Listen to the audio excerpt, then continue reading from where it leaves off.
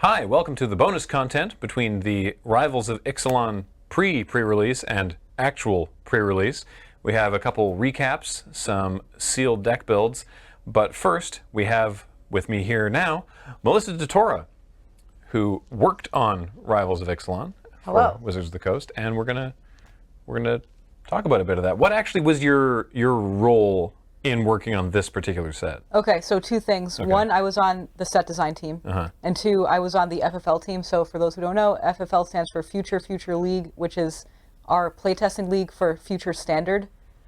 So as part of the play design team, which was not the play design team at the time, back then it was still the development team, we basically just built standard decks with the Rivals cards and tried to get the format balanced in a good spot to make the format fun and diverse and stuff like that. So you were on set design. Yes. And design and development. What are design and development as R&D has them? Okay, so this is also a little complicated. Yeah. So Rivals of Ixlan was the first set under our new set structure. So in the past we had design and development. So in design they make all the cards, they make the skeleton of the set, and then in development their job is to get the cards balanced. So we no longer do that set structure. Now we do vision design and set design. They're kind of similar. There are some differences that I'm not going to just go over all the differences here, but basically vision design is like, what is the set trying to do? Like, what are the mechanics? And like, what's the flavor and just stuff like that. And set design is like basically just hammering out the mechanics, making the limited format, making constructed cards, and just like balance of the format. And so the latter there is more what you were involved with for this particular set. Yes. Okay, cool. So this was the last, or this is the last small set, because they're now making that change to, rather than big set, small set, it's now just everything's a big set, and they are drafted independently of one another. Yep, this was the last small set. Yeah, so how did that, did you know that at the time? The first half, no, and the second half, yes. So when I joined the team, yeah, we did already know that. Okay. So how did that affect, or did it affect what you were doing in your well, like the fact work? that it was the last small set didn't really affect how we were designing the set. We were still designing it like we were designing any other small set. Right. But there were a few things that we tried to do to make it a successful small set. So we wanted to just kind of amplify the tribes and just make the tribal payoffs more rewarding, and make the tribes like more exciting and stuff. So a couple of things we did was we made tribal lords. So we made a vampire lord and a merfolk lord as just 2-mana classic lords that just give your team +1/+1, so like simple stuff. And another thing we did was a cycle that I think is like one of the coolest cycles in the set is the cycle of reveal a creature type from your hand and your thing gets cheaper. So for example, the rampant growth for dinosaurs, you reveal a dinosaur from your hand and you get a rampant growth. And yeah, Rampant Growth is a really strong standard card, and we're always looking for ways to make Rampant Growth a 2-mana card, because when it's 2 mana, sometimes ramp decks become too strong, like Wolf Run Ramp is a really good example.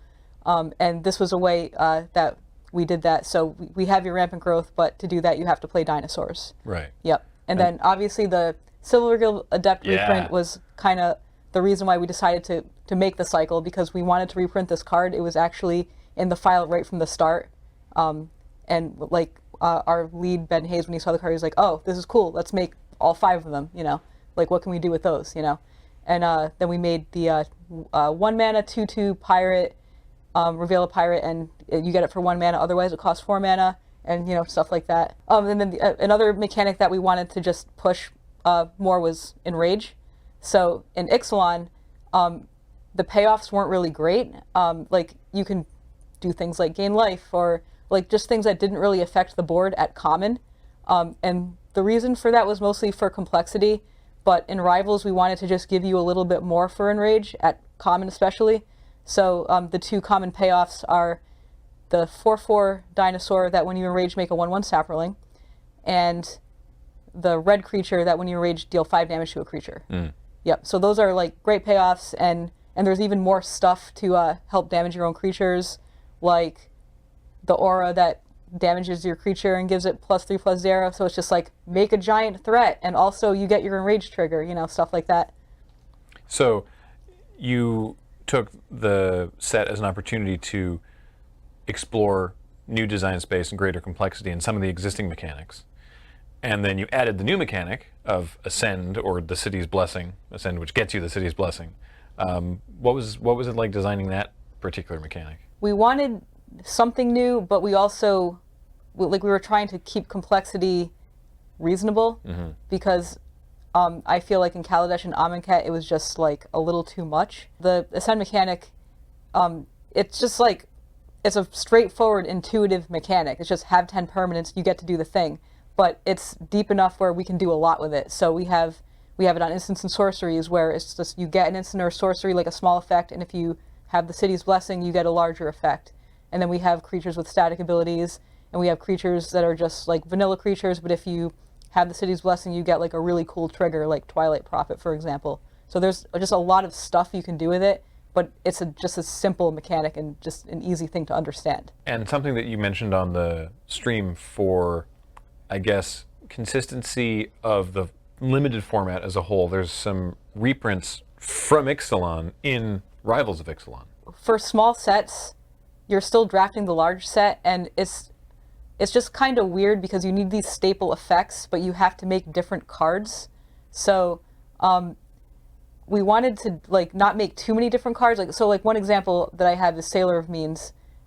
It's a really important card for a pirate deck, a treasure deck, and a City's Blessing deck, because they give you that extra permanent. So we really wanted a Sailor of Means type card, like a creature that's defensive that you can play in the mid game.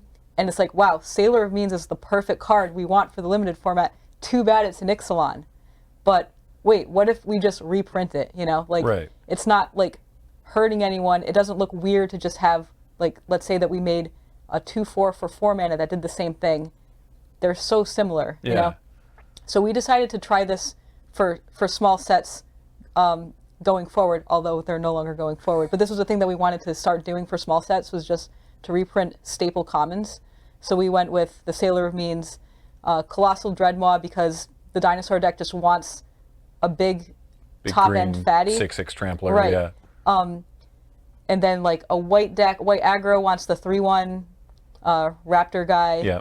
And then like another reprint that we wanted to do was Legion Conquistador, because that card otherwise it doesn't work. Suddenly becomes terrible. Yeah. You know, like it's just an unplayable card because you're only drafting one pack of Ixalan, and it's at the very end, you know, so you're only going to really get one. So that was one that we definitely wanted to reprint, and I think like since Rivals is a small set, so you're seeing more of the same commons, that card actually got stronger. Oh wow, yeah, I hadn't thought of that. Yeah. That's a really good point. So we need creatures at certain points in the curve and certain power and toughnesses, and we size them in a way to like line up well against the other archetypes. You know, and it fits the tribe, it fits the curve and the archetype, and it's like, well, why try to design something that's just slightly different but sort of the same? Right. So if you just look at past limited formats and like what does a 3-mana white creature do, you know, like it can only really do so much. You know, so like anyway, that was the reason, like some of the reasons why we went to the reprint commons. Yeah. I think that would have been really interesting. I think that actually makes a lot of sense, because you know, it's like we're still on Ixalan. These creatures are still there. Why can't they be in this set, especially for the purposes of making a better limited environment? Definitely.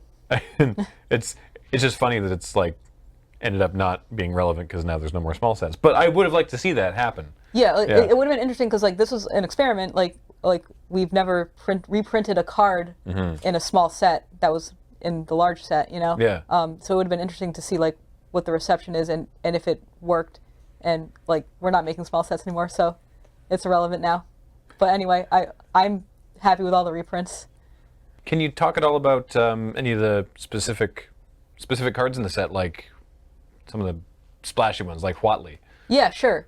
Great example, actually. So Planeswalkers are really hard to design. I can imagine. Because like they're just so specific. There's not a lot of design space in the character, and they have to do 3 things. And they have to be balanced. So they're just really hard to design, right? So we're always looking for different takes on Planeswalkers. So WotC is one. It just does something. It just gives loyalty in a different way that we haven't really done very much before. Like usually Planeswalkers traditionally, it's like you have a plus, you get a minor effect because you're adding loyalty, and then you have a minus, so you have just like a stronger board affecting effect, and then you have an ultimate. That's like the typical pattern of a Planeswalker. So we always want to find other ways to do that. So with Huatli, it actually like gains loyalty for creatures on the battlefield, which is just like, it doesn't gain you any value or anything like that. It's just like have a lot of creatures to play Huatli, get a lot of loyalty. Yeah. So like that, so we wanted to just like try something like that to see how that would work. And I think the design of Huatli is actually like pretty interesting because like it asks you to play just like a token deck, go wide deck, and if you have a lot of stuff in play and plus it, you can even ultimate right away, you know. And then you have an interesting choice. Do I want to ultimate it and just gain a lot of value over time, or do I want to use the -1 and make something gigantic and attack, right?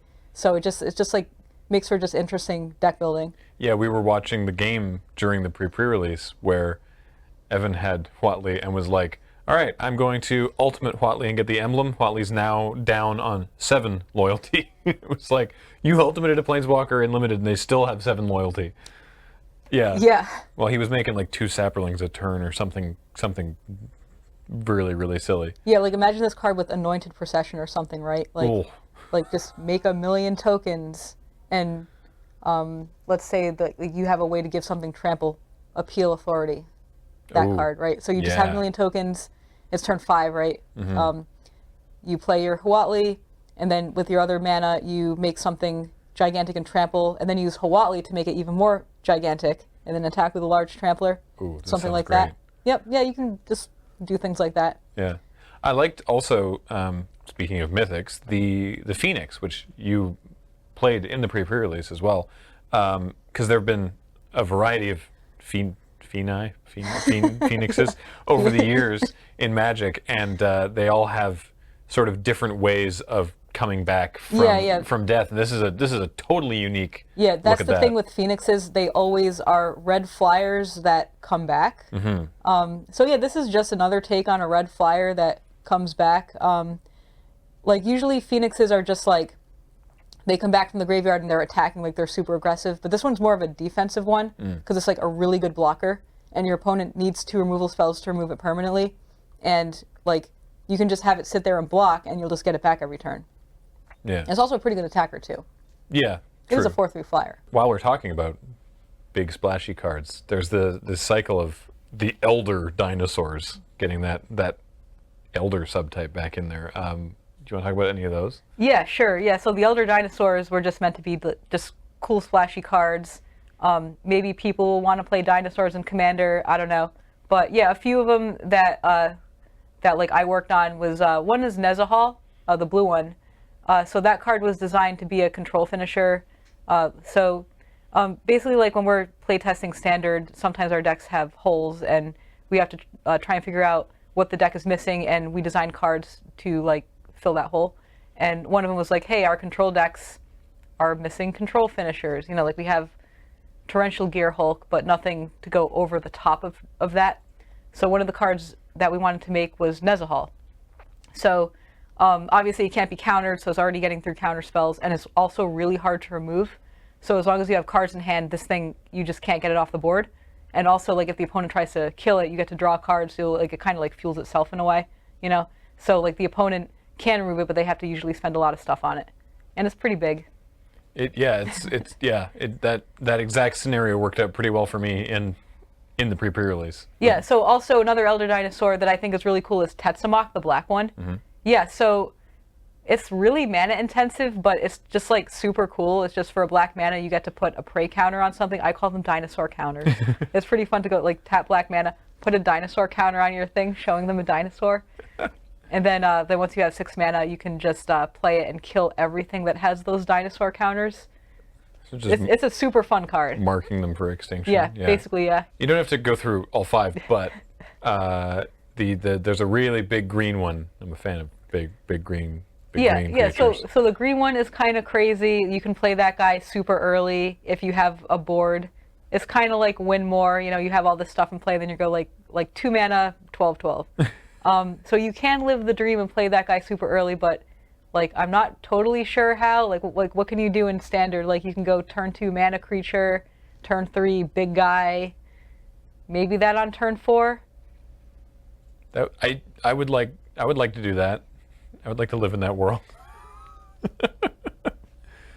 Maybe you can give it indestructible. Ooh. Somehow, heroic intervention, maybe. Even better. Yeah. But yeah, it's just like there is a dream to be had here. Mm-hmm. You can play this guy for 2 mana. It's not every day you can say, oh, I played a 2 mana 12/12. Yeah, sign me up for that. 2 mana 12/12. That I think is going to do it for chatting with Melissa about Rivals of Ixlan. Thank you so much for Thank you for joining having us me. and This for was fun. being here for the PPR. And I'll come back anytime. yeah, please. Just say when, and I'll fly out here. Please, absolutely. So yeah, more content to come this week on the channel with both Melissa and our other guests from the pre-release. So look for that coming up, and thanks for watching.